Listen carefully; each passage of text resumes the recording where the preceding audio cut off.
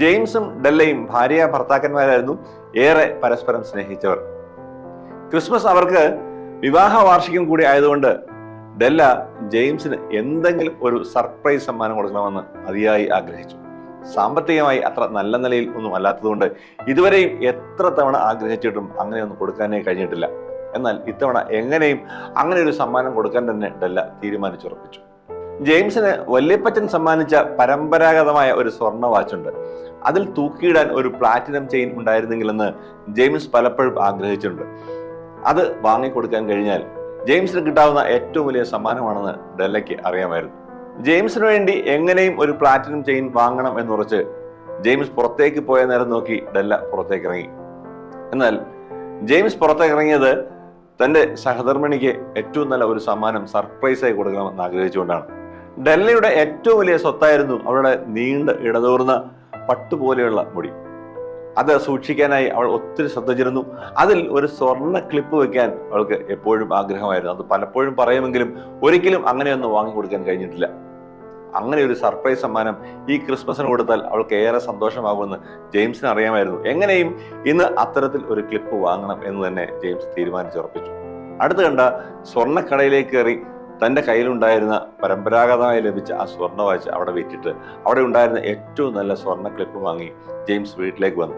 James വീട്ടിലേക്ക് വരുമ്പോൾ ജെയിംസിന് കൊടുക്കാനുള്ള സർപ്രൈസ് സമ്മാനമായ പ്ലാറ്റിനം ചെയിനുമായി ഡെല്ല അവിടെ കാത്തിരിക്കുന്നുണ്ടായിരുന്നു. അതിനുവേണ്ടി ഡെല്ല വിറ്റതാകട്ടെ തന്റെ ഇടതൂർന്ന പട്ടുപോലെയുള്ള നീളമുള്ള മുടിയായിരുന്നു. സമ്മാനത്തിന്റെ വിലയേക്കാൾ അതിനുള്ള സ്നേഹവും ത്യാഗവും നമുക്ക് തിരിച്ചറിയാൻ കഴിയട്ടെ. ഞാൻ പലപ്പോഴും ആരംഭിക്കുന്നു. എല്ലാ കൂട്ടുകാർക്കും സ്വാഗതം. എങ്ങനെയോ കൈമോശം വന്നുപോയ ഒരാളെയും കൂടെ ചേർത്ത് വെച്ചുകൊണ്ട് ഇന്ന് ആഘോഷമാക്കുവാൻ കഴിയുമ്പോഴാണ് ക്രിസ്തുമസ് പൂർണ്ണമായി തീരുന്നത് എന്ന് നമ്മൾ തിരിച്ചറിയും.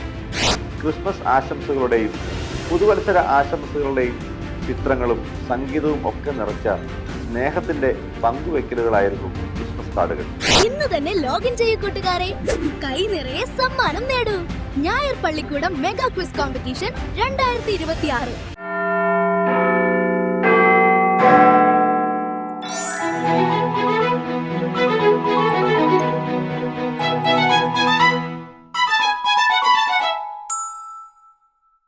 സമ്മാനങ്ങളുടെ കാലമാണ് ക്രിസ്മസ്. നമുക്കെല്ലാം എത്രയോ സമ്മാനങ്ങളാണ് ലഭിച്ചിട്ടുള്ളത്.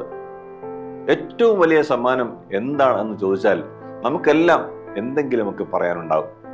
എന്നാൽ പറയുമ്പോൾ ചിലതൊക്കെ ഓർത്തെടുക്കുമ്പോൾ നമ്മുടെ കണ്ണുകൾ നിറയുകയോ തൊണ്ട ഇടറുകയോ ഒക്കെ ചെയ്തേക്കാം. വിശ്വാസികളെ സംബന്ധിച്ച് വലിയ ഒരു സമ്മാനത്തിന്റെ ഓർമ്മപ്പെടുത്തൽ കൂടിയാണ് ക്രിസ്മസ്.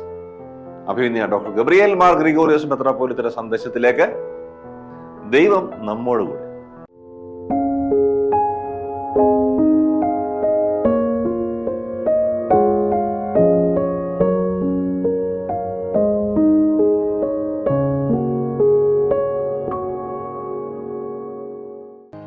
പിതാവിൻ്റെയും പുത്രൻ്റെയും പരിശുദ്ധാത്മാവിൻ്റെ നാമത്തിൽ തനിക്ക് സ്തുതി. ഞായർ പള്ളിക്കൂടത്തിലെ എൻ്റെ കുഞ്ഞു കൂട്ടുകാർക്ക് ക്രിസ്തുവേശുവിൽ സ്നേഹവന്ദനം. പ്രിയപ്പെട്ട കുഞ്ഞുങ്ങളെ, ക്രിസ്തുമസ് 2025 എത്ര വേഗമാ ക്രിസ്തുമസ് 24 നിന്ന് 25 നമ്മൾ കടന്നു വന്നത്. ക്രിസ്തുമസ് 2025 നമുക്ക് ഒരു ചെറിയ വാക്യം നമ്മുടെ ഹൃദയത്തിൽ കുറിക്കണം. ദൈവം നമ്മോടുകൂടെ. വിശുദ്ധ മത്തായി എഴുതിയ സുവിശേഷം 1-ാം അധ്യായം 22-ാം വാക്യത്തിൽ, യെശയ്യാപ്രവചനം 7-ാം അധ്യായം 14-ാം വാക്യം വിശുദ്ധ മത്തായി ശ്ലീഹ ഉദ്ധരിച്ചുകൊണ്ട് പറയുകയാണ്. ദൈവവചനം, ദൈവത്തിൻ്റെ അരുളപ്പാട് പറയുകയാണ്, ഉദ്ധരിച്ചുകൊണ്ട് പറയുകയാണ്. അവന് ദൈവം നമ്മോടുകൂടെ എന്നർത്ഥമുള്ള അമ്മാനുവേൽ എന്ന് പേരിടണം. അമ്മാനുവേൽ, ഇമ്മാനുവേൽ 2 രീതിയിൽ ഉച്ചരിക്കും. അതിൻ്റെ അർത്ഥം ഗോഡ് വിത്ത് അസ് എന്നാണ്. ദൈവം നമ്മോടുകൂടെ. ക്രിസ്തുമസിൻ്റെ ഏറ്റവും വലിയ സന്ദേശം എന്ത് എന്ന് ചോദിച്ചാൽ ഞാൻ പറയും, God with us.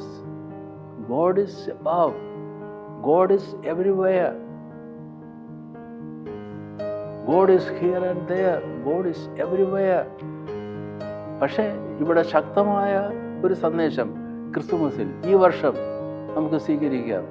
ദൈവം നമ്മോടുകൂടെ, ദൈവം എന്നോടുകൂടെ. പ്രയാസങ്ങൾ വന്നപ്പോൾ, പ്രതിസന്ധികൾ വന്നപ്പോൾ, പ്രാരബ്ധങ്ങൾ ഉണ്ടായപ്പോൾ, ഒറ്റപ്പെട്ടപ്പോൾ, താഴ്ത്തപ്പെട്ടപ്പോൾ, ജീവിതത്തിൻ്റെ ഉയർച്ച താഴ്ചകളിലൂടെ കടന്നുപോയ സന്ദർഭത്തിൽ ദൈവം എന്നോടുകൂടി. ദൈവം മനുഷ്യനായി പിറന്നു, യേശു. ആ യേശുവിൻ്റെ തിരുസാന്നിധ്യം കൊണ്ട് ഞാൻ അനുഗ്രഹീതനായി. ഈ അനുഭവം ഈ ക്രിസ്തുമസിൻ്റെ കാലഘട്ടത്തിൽ നമ്മൾ അയവിറക്കുകയാണ്. ദൈവം ഏതെല്ലാം അവസ്ഥകളിലാണ്, അവസ്ഥാന്തരങ്ങളിലാണ് എന്നോടുകൂടെ ഇരുന്ന് കരം പിടിച്ച് എന്നെ വഴി നടത്തിയത്. അങ്ങനെ കരം പിടിച്ച് വഴി നടത്തുന്ന ഒരു ദൈവം നിന്നോടുകൂടെ ഉള്ളതുകൊണ്ട് നീ ഭയപ്പെടണ്ട. വേദപുസ്തകത്തിൽ ഈ 2 വചനങ്ങളും ചേർന്ന് വരും. ഭയപ്പെടേണ്ട 365 പ്രാവശ്യം ഇതിനു മുമ്പ് ഞാൻ പറഞ്ഞിട്ടുള്ളതാണ്. വേദപുസ്തകത്തിൽ രേഖപ്പെടുത്തിയിട്ടുണ്ട് എന്നാണ് കണക്ക്. ഓരോ ദിവസവും ദൈവം വന്ന് നമ്മളോട് പറയുക, കുഞ്ഞെ ഭയപ്പെടണ്ട. അതോട് ചേർന്ന് വേദപുസ്തകത്തിൽ പുതിയ നിയമത്തിലും പഴയ നിയമത്തിലും നമുക്ക് കാണാൻ കഴിയുന്ന ഒരു വചനമാണ് ഈ ചേർത്ത് വെച്ചത്, ഞാൻ നിന്നോടുകൂടെ ഉണ്ട്. ഇത് രേഖപ്പെടുത്തിയിരിക്കുന്ന ഒരു ഭാഗം നിങ്ങളുടെ ശ്രദ്ധയിൽ കൊണ്ടുവരികയാണ്. യെശയ്യാ പ്രവചനം 43-ാം അധ്യായം 5-ാം വാക്യം, ഭയപ്പെടണ്ട, ഞാൻ നിന്നോടുകൂടെ. Fear not, I am with you, says the Lord God. യഹോവയായ ദൈവം കൽപ്പിക്കുന്നു. യെശയ്യാ പ്രവചനം എഴുതുകയാണ്, ഭയപ്പെടണ്ട, ഞാൻ നിന്നോടുകൂടെ. ഭയപ്പെടേണ്ട എന്ന വചനത്തോട് ഞാൻ സൂചിപ്പിച്ചതുപോലെ ചേർന്ന് വരുന്നതാണ് ഞാൻ നിന്നോടുകൂടെ. നമുക്ക് ബേത്ലഹേമിലേക്ക് പോകാം. അവിടെ കാലിത്തൊഴുത്തിൽ ഒരു കുഞ്ഞ് പുൽമത്തയിൽ കിടക്കുന്നു, കീറ്റത്തുണി കൊണ്ട് പൊതിഞ്ഞു കിടക്കുന്നു. ഇടവും വലവും കന്യകമറിയാമും യൗസേപ്പും ഇരിക്കുകയായി. ദൈവത്തിൻ്റെ സാന്നിധ്യം ഓതിക്കൊണ്ടുള്ള നക്ഷത്രം നാം കാണുകയായി. ഒരു ചിത്രമാണ് നമ്മളുടെ മുമ്പിൽ. ആ ചിത്രത്തെ നമ്മൾ നോക്കുകയാണ്. പുറം കണ്ണുകൊണ്ടല്ല, അകക്കണ്ണുകൊണ്ട് നോക്കുകയാണ്. നോക്കിയിട്ട് നമ്മൾ നമ്മളോട് തന്നെ പറഞ്ഞ് ഉറപ്പിക്കുകയാണ്, നിന്റെ ദൈവം, ഉണ്ണിയായി പിറന്ന ദൈവം, ആ തിരുസാന്നിധ്യം ഇന്ന് നിന്നോടുകൂടെയുണ്ട്. അതാണ് ക്രിസ്തുമസ്. 2 കാര്യങ്ങളാണ് ക്രിസ്തുമസിൽ ഓർക്കാനുള്ളത്. ഒന്നാമത്തെ കാര്യം, ദൈവം എന്നോടുകൂടെ ഉണ്ട് എന്നുള്ള ഉറപ്പും ധൈര്യവും. ബേത്ലഹേമിൽ പിറന്ന, കാലിത്തൊഴുത്തിൽ പിറന്ന യേശുക്രിസ്തുവിനെ നോക്കി ഇന്നെനിക്ക് ദൈവതിരുസന്നിധിയിൽ സന്തോഷത്തോടെ നാളതുവരെ നടത്തിയ ദൈവത്തെ ഓർത്തുകൊണ്ട്, ദൈവ സാന്നിധ്യം സ്മരിച്ചുകൊണ്ട്, യേശുക്രിസ്തുവിൻ്റെ വീണ്ടെടുപ്പിൻ്റെ അനുഭവം രുചിച്ചറിഞ്ഞുകൊണ്ട് ഈ ക്രിസ്തുമസിൽ ഞാൻ സാക്ഷിക്കുകയാണ്. എൻ്റെ വീണ്ടെടുപ്പുകാരനായ കർത്താവ്, ആപത്തുകളിൽ എനിക്ക് കൂട്ടായിരുന്ന എൻ്റെ ദൈവം, എൻ്റെ നാഥനായി ഇന്ന് ബേത്ലഹേമിൽ പറഞ്ഞിരിക്കുന്നു. അവൻ എന്നോടുകൂടെയുണ്ട്, ഇന്നലെയും ഇന്നും നാളെയും.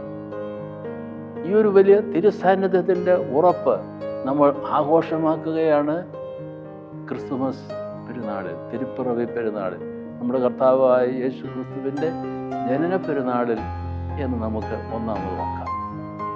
രണ്ടാമത് ഒരു കാര്യവും കൂടിയുണ്ട്. ഈ തിരുപ്പിറവിയുടെ സന്ദേശം എങ്ങനെ എൻ്റെ തൊട്ടടുത്തുള്ള ഒരാൾക്ക് ഞാൻ എങ്ങനെ പകർന്നു കൊടുക്കാൻ സാധിക്കും.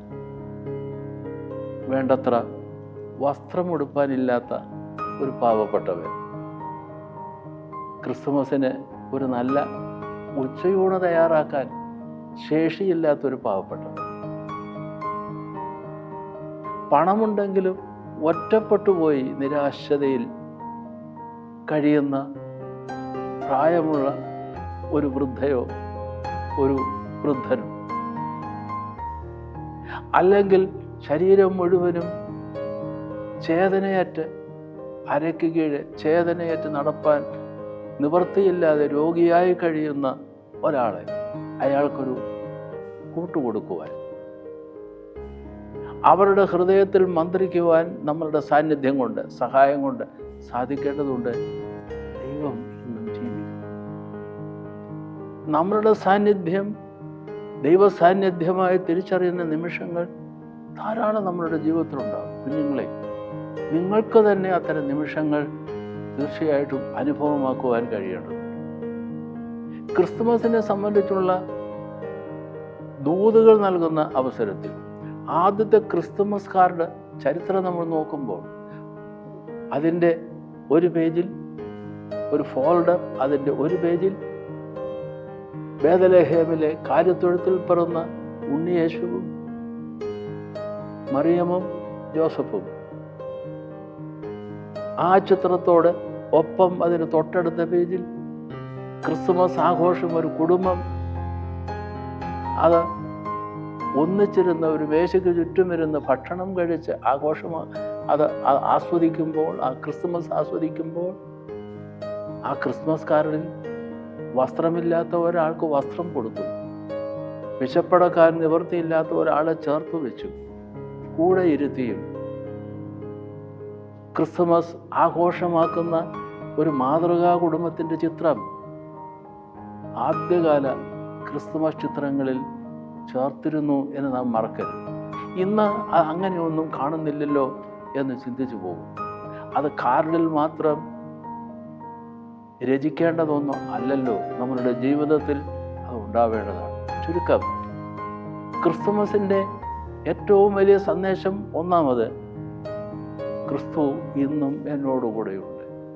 ജീവിതത്തിൻ്റെ ഉയർച്ച താഴ്ചകളിൽ, സന്തോഷ സന്താപങ്ങളിൽ കൂടെ ഇരുന്ന് നടത്തുന്ന ദൈവം, ആ ദൈവം ഇന്നും ജീവിക്കുന്നുവെന്ന് ഈ സന്തോഷം എങ്ങനെയോ കൈമോശം വന്നുപോയ ഒരാളെയും കൂടെ ചേർത്ത് വെച്ചുകൊണ്ട് ഇന്ന് ആഘോഷമാക്കുവാൻ കഴിയുമ്പോഴാണ് ക്രിസ്തുമസ് പൂർണ്ണമായി തീരുന്നത് എന്ന് നമ്മൾ തിരിച്ചറിയണം.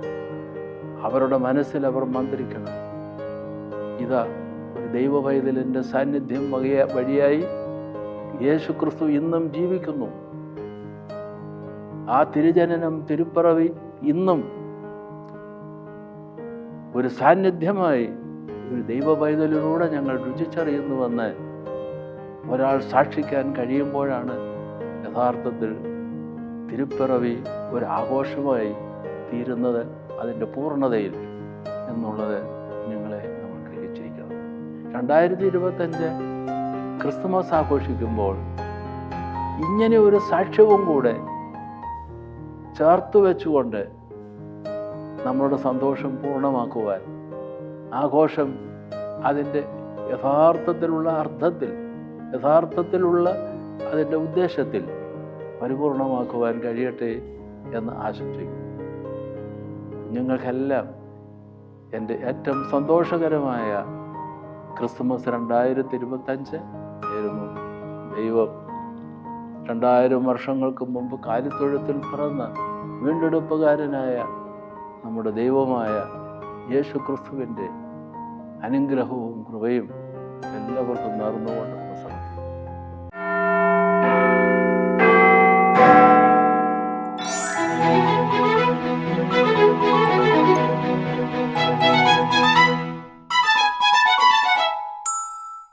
ഒരു കാലത്ത് ക്രിസ്മസിന്റെ സന്തോഷങ്ങളിൽ പ്രധാനപ്പെട്ട ഒന്ന് തപാലിൽ ലഭിച്ചുകൊണ്ടിരുന്ന ക്രിസ്മസ് കാർഡുകളായിരുന്നു. ക്രിസ്മസിന്റെ രാത്രി പുലരുമ്പോൾ രാത്രി സാന്താക്ലോസ് ബെഡിൽ വെച്ചിട്ട് പോകുന്ന സമ്മാനങ്ങളോടൊപ്പം ക്രിസ്മസ് കാർഡുകളും ഉണ്ടായിരുന്നേക്കാം. പണ്ട് ഏറ്റവും കൂടുതൽ ക്രിസ്മസ് കാർഡുകൾ ആർക്കാണ് കിട്ടുന്നത് എന്ന തരത്തിൽ കുട്ടികൾക്കിടയിൽ ഒരു മത്സരവും ഉണ്ടായിരുന്നു. അന്ന് കിട്ടിയ കാർഡുകളൊക്കെ സൂക്ഷിച്ചു വെച്ചിട്ടുള്ള പലരും ഇപ്പോഴും ഉണ്ടാവാം. എന്താണ് ശരിക്കും ഈ ക്രിസ്മസ് കാർഡുകൾ? നോക്കാം ക്രിസ്മസ് കാർഡിന്റെ കഥ. ക്രിസ്മസ് കാലം വന്നണയുമ്പോൾ ആ കാലത്തിന്റെ സന്ദേശവാഹകരാണല്ലോ ക്രിസ്മസ് കാർഡുകൾ. Merry Christmas, happy new year തുടങ്ങിയ ക്രിസ്മസ് ആശംസകളുടെയും പുതുവത്സര ആശംസകളുടെയും ചിത്രങ്ങളും സംഗീതവും ഒക്കെ നിറച്ച സ്നേഹത്തിന്റെ പങ്കുവെക്കലുകളായിരുന്നു ക്രിസ്മസ് കാർഡുകൾ. അത് അയക്കാനും സ്വീകരിക്കാനുമെല്ലാം കുട്ടികൾക്കും മുതിർന്നവർക്കും ഒരുപോലെ ഉത്സാഹമായിരുന്നു. ഓരോ വർഷവും ലഭിച്ച ക്രിസ്മസ് കാർഡുകൾ സൂക്ഷിച്ചു വച്ചിരിക്കുന്ന എത്രയോ പേരുണ്ട് നമുക്കിടയിൽ. മെറി ക്രിസ്മസ് എന്ന ഏറ്റവും പ്രിയങ്കരമായ ക്രിസ്മസ് സന്ദേശം എഴുതിയത് ഇംഗ്ലണ്ടിലെ ബിഷപ്പ് ജോൺ ഫിഷർ ആയിരുന്നു. 1534 തന്റെ ഇടയലേഖനത്തിൽ ക്രിസ്മസ് സന്ദേശമായിട്ടാണ് അദ്ദേഹം അത് രേഖപ്പെടുത്തിയത്. എന്നാൽ ആദ്യത്തെ ക്രിസ്മസ് കാർഡ് അയച്ചത് 1611 ജർമ്മൻ ഫിസിഷ്യനായിരുന്ന മൈക്കൽ മേയർ ആയിരുന്നു. ഇംഗ്ലണ്ടിലെ ജെയിംസ് ഒന്നാമനും വെയിൽസിലെ രാജകുമാരൻ ഹെൻറി ഫെഡറിക്കിനുമായിരുന്നു ഈ കാർഡുകൾ അയച്ചത്. ഇതിൽ കൈകൊണ്ടെഴുതിയ റോസിക്രോസിഷൻ ചിത്രവും ആശംസയുമാണ് ഉണ്ടായിരുന്നത്.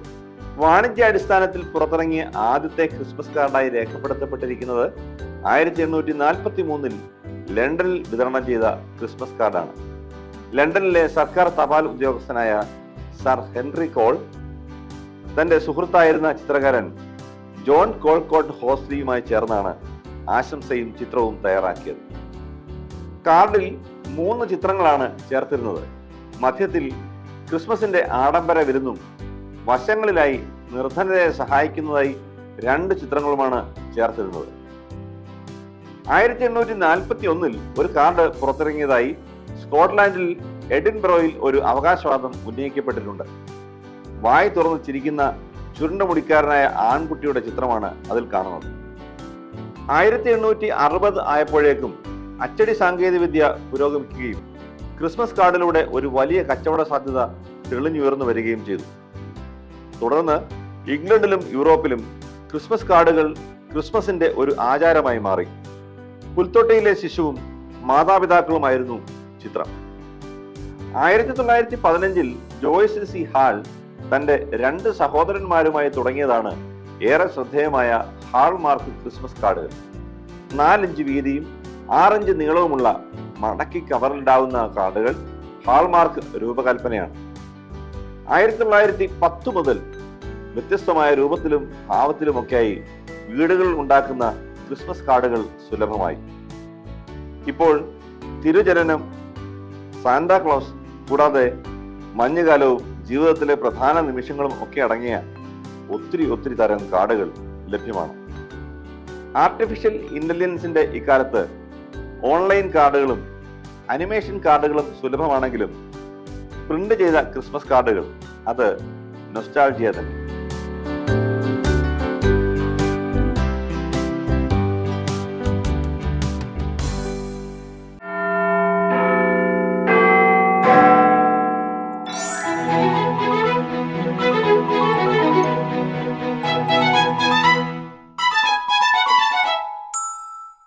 ഞായർ പള്ളിക്കൂടം മെഗാ കിസ് 2026.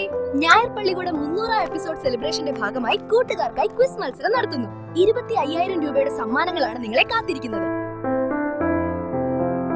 ഞായർ പള്ളിക്കൂടത്തിന്റെ 300ാം എപ്പിസോഡ് ആഘോഷത്തിന്റെ ഭാഗമായി സംഘടിപ്പിക്കുന്ന തിരുമേനയപ്പച്ചനോടൊപ്പം ഒരു ദിവസം എന്ന പരിപാടിയോടൊപ്പം ഒരു മെഗാ കിസ് മത്സരം നടക്കുകയാണ്. 25,000 രൂപയുടെ സമ്മാനങ്ങളാണ് കൊച്ചുകൂട്ടുകാരെ കാത്തിരിക്കുന്നത്.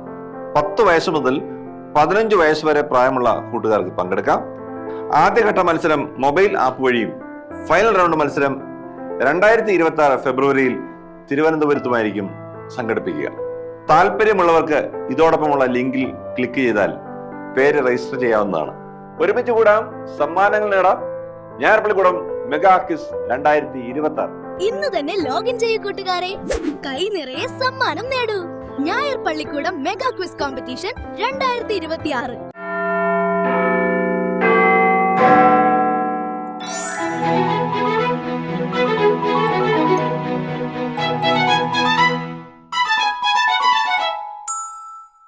Question time. ക്വസ്റ്റ്യൻ ടൈമിൽ ഇന്ന് ആദ്യം കഴിഞ്ഞ ആഴ്ചത്തെ ചോദ്യം ഉത്തരം. ഗബ്രിയേൽ എന്ന ഹീബ്രു വാക്കിന്റെ അർത്ഥം എന്താണ്? God is my strength. കൂട്ടുകാരുടെ ഉത്തരങ്ങളെല്ലാം ശരിയാണല്ലോ അല്ലേ? നമുക്ക് ഇന്നത്തെ ചോദ്യം എന്താണെന്ന് നോക്കാം. ഇമ്മാനുവലിനെ പരാമർശിച്ചിരിക്കുന്ന പ്രവചന ഗ്രന്ഥത്തിലെ റെഫറൻസ് എഴുതുക. പ്രിയമുള്ള കൂട്ടുകാരെ, ഇന്ന് തന്നെ എല്ലാ കൂട്ടുകാരും നിങ്ങളുടെ ടീം ലീഡേഴ്സിന് ചോദ്യത്തിന്റെ ഉത്തരങ്ങൾ അയച്ചു കൊടുക്കുക. തിരുമേനി അപ്പച്ചനോടൊപ്പം ഒരു ദിവസം മെഗാ ക്വിസ് മത്സരം, അതിലൊക്കെ എല്ലാ കൂട്ടുകാരും പങ്കെടുക്കാനായിട്ട് ശ്രദ്ധിക്കുക. ഞായർ പള്ളിക്കൂടത്തിന്റെ ഇന്നത്തെ സമയം അവസാനിക്കുകയാണ്. അഭിപ്രായങ്ങൾ കമന്റ് ബോക്സിൽ രേഖപ്പെടുത്തുക. തിരുവനന്തപുരത്തേക്ക് വിളിക്കുന്നവർ 27131000 എന്ന ഫോൺ നമ്പർ ഓർത്ത് വയ്ക്കുക. ഞായർ പള്ളിക്കൂടം എല്ലാ ഞായറാഴ്ചയും ഇന്ത്യൻ സമയം രാവിലെ 7 മണിക്ക് ലൈവാണ്. പിന്നീട് 11:30 OSSI ബോധനം ചാനലിലും OSSIബോധനം.org എന്ന വെബ്സൈറ്റിലും ലഭ്യമാണ്. വൈകിട്ട് 7 മണിക്ക് ഗ്രിഗോറിയൻ ടിവിയിലും ലഭ്യമാണ്. വിവിധ ഫേസ്ബുക്ക് പേജുകളിലും ലഭ്യമാണ്. മുടങ്ങാതെ കാണണം, ഷെയർ ചെയ്യണം, സബ്സ്ക്രൈബ് ചെയ്യണം. അടുത്ത ആഴ്ച കാണാൻ ആഗ്രഹിച്ചുകൊണ്ട് ചാച്ചൻ സന്തോഷ് ബൈ പറയുന്നു. എല്ലാവർക്കും ഹൃദയം നിറഞ്ഞ ക്രിസ്മസ് ആശംസകൾ.